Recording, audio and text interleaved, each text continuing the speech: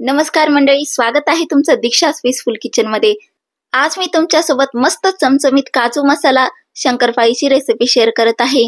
खूपच इझिली बनतील आणि महत्त्वाचं म्हणजे हे बिना मैद्याचे आहे आणि गव्हाच्या पिठाचे आहे। हे मी बनवले आहेत फक्त आणि फक्त रव्यापासून। खूपच छान बनतात, टेस्टी बनतात। एकदा तरी तुम्ही ही रेसिपी नक्कीच ट्राय करा। इतकी खुसखुशीत आणि क्रिस्पी असतात नाही, लिटरली तुम्ही हे महिनाभर स्टोर करू शकतात, अजिबात खराब होणार नाही। चला तर मग रेसिपी बघून घेऊया। तर सर्वात आधी आपण एक ग्राइंडिंग जार घेऊयात आणि त्यामध्ये आपण 3 कप बारीक रवा घालून घेऊयात। तुम्हाला हवा असेल तर तुम्ही जाड रवा सुद्धा इथे घालू शकतात।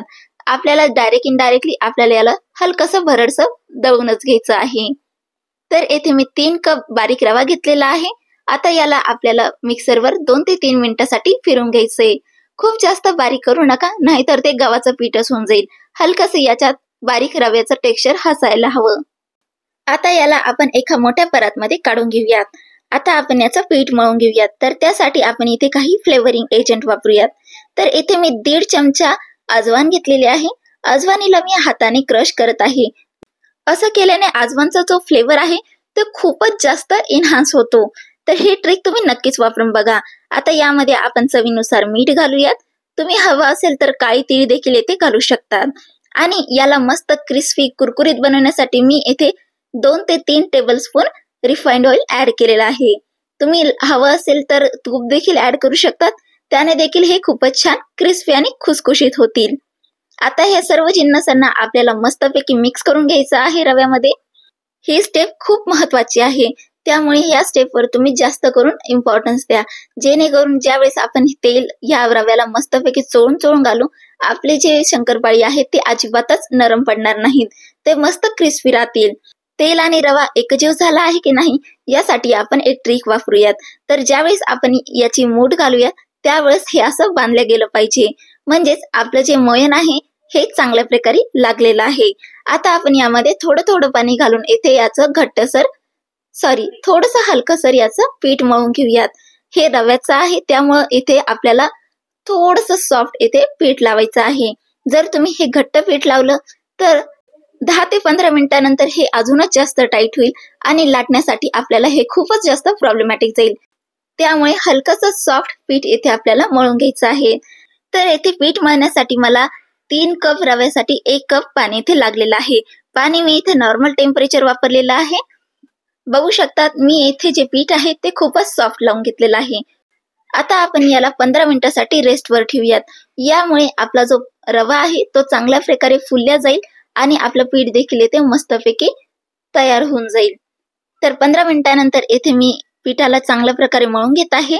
तर जी शंकरपाळी आहे ही मी स्लॅबवर बनवत आहे। तुम्ही हवं असेल तर याला पोळपाट लाटण्यावर देखील बनवू शकतात। आता आपण याचे छोटे छोटे उंडे करून घेऊयात। तर आता यातून मी एक उंडा घेऊन याला जितकं शक्य होईल तितकं बारीक येथे लाटून घेणार आहे। तर मी इथे लेअर वाले नमक पारे बनवणार आहे, म्हणजे लेअर घालून याचे काजू मसाला नमक पारे बनवणार आहेत। त्यामुळे मी येथे जितकं शक्य होईल तितकी बारीक पोळी येथे लाटून घेणार आहे। जर हे पीठ खाली चिटकत असेल तर थोडासा आपण येथे सुकं पीठ लावून याला लाटून घेऊयात। बघू शकतात याची थिकनेस आपण एकदम पोळीपेक्षा पण पातळ ठेवलेली आहे। तर अशाच प्रकारे मी इथे 3 मोठ्या पोळ्या इथे लाटून घेतलेल्या आहे।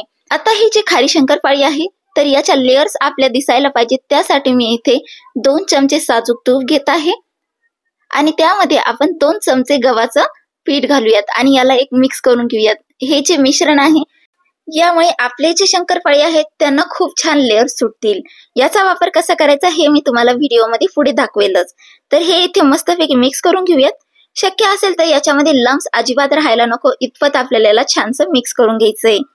बघू शकतात इतपत याला मी मिक्स केलेलं आहे। याला आता साईडला ठेवूया आणि आपण आता याची लेयर्स पाडून घेऊयात।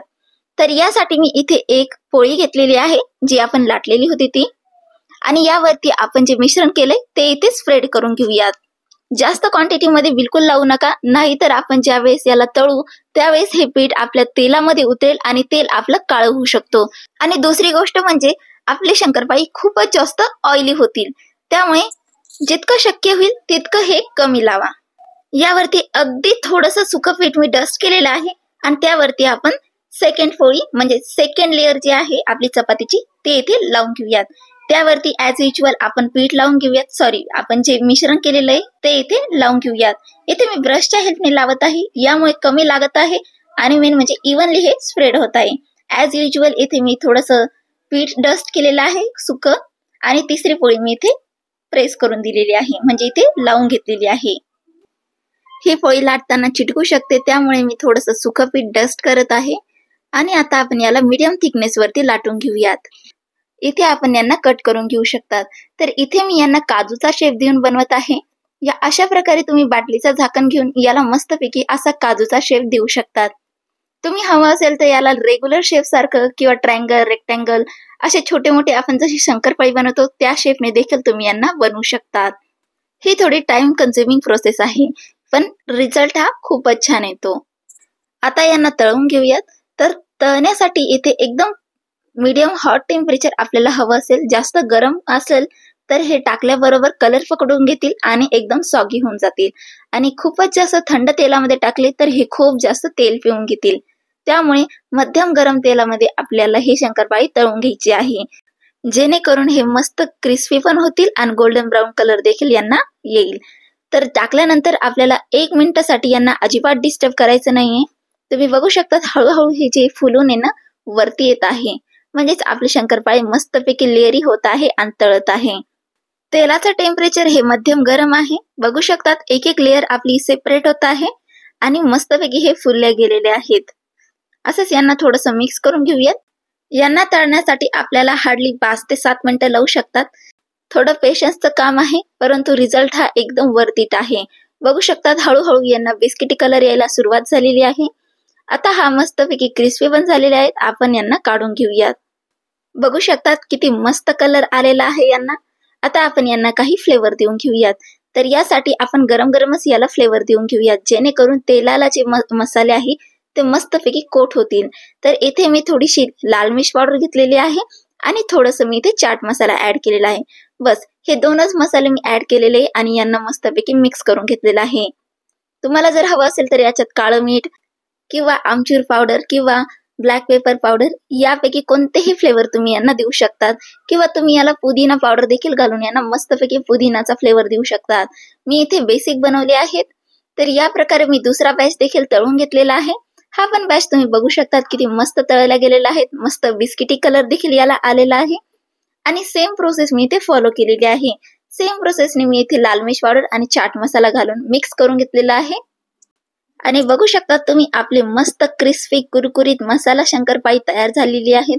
आणि यांना काजूचा शेप दिलेला आहे, तर लहान मुलांना यात काही ना काही क्रिएटिव्हिटी वाटेल आणि ते देखील यांना खूपच आवडीने खातील. तुम्ही ही रेसिपी एकदा नक्कीच ट्राय करा. आणि मेन म्हणजे ही आपण रव्यापासून बनवली आहे, म्हणजे खूपच जास्त हेल्दी आहे. मैद्यापेक्षा तुम्ही ही रेसिपी नक्कीच ट्राय करू शकतात. याला तुम्ही हवाबंद डब्यामध्ये 1 महिन्यासाठी देखील स्टोअर करू शकतात. 1 महिना काय, हे 8 दिवस सुद्धा टिकणार नाहीत, इतके हे क्रिस्पी आणि कुरकुरीत होतात आणि चवीला चविष्ट होतात. मी तुम्हाला एक तोडून दाखवते. बघू शकतात किती क्रिस्पी झालेले आहेत हे. तर पुन्हा भेटूयात अशाच नवीन इंटरेस्टिंग रेसिपी सोबत. अशाच नवीन इंटरेस्टिंग रेसिपीसाठी दीक्षाज पीसफुल किचनला सबस्क्राईब करायला विसरू नका. आणि हो, व्हिडिओ आवडला असेल तर प्लीज व्हिडिओला लाईक, शेअर आणि कमेंट नक्कीच करा. तोपर्यंत खात रहा आणि आनंद रहा.